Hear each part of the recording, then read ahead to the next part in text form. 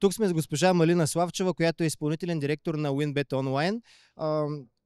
Може ли да кажете какво означава за вас тази награда, която току-що спечелихте? Вие спечелихте награда за онлайн оператор на годината.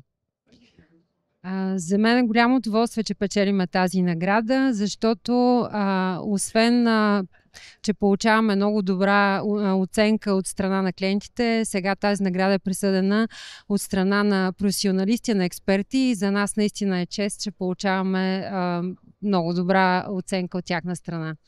Как може да опишете вече изминаващата 2024 за вашата компания? 24-та беше изпълнена с предизвикателства, с вълнения, с адреналин, с много забавления, много работа и всичко, което е свързано с нашия бизнес. Все прекрасни неща. Какво можем да очакваме от вас за следващата 25-та година?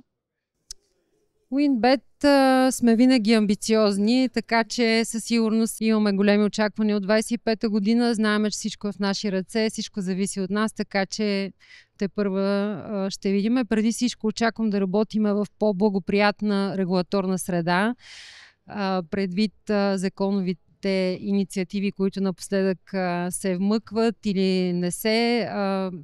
Пожелавам си да имаме по-добра и устойчива законова рамка, по-прозрачна, която да се обсъжда с бранша, с хората от бранша, за да работиме по-спокойно и да не отваряме вратите на нелегалния хазарт в България. Това е второ издание на наградите Златна пика и гала вечерята на игралната индустрия. Как се чувствахте тази вечер?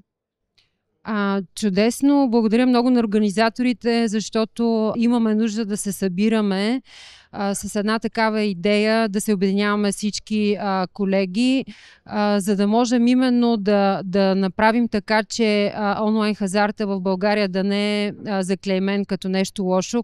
Хазарта е забавление и обединявайки усилия всички оператори в България, искаме да покажем на аудиторията в България, че по-добре да има легален хазарт. Ние сме един от най-регулираните сектори, отколкото хората да предпочитат или да им отваряме вратите за незаконния такъв.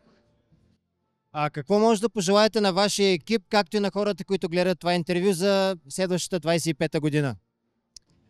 Нека 25-та да бъде здрава за всички, стабилна и устойчива.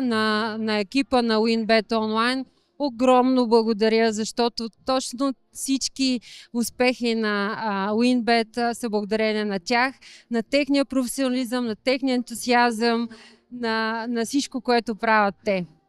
Чудесно, благодаря ви за това интервю, пожелавам ви успех. И аз благодаря.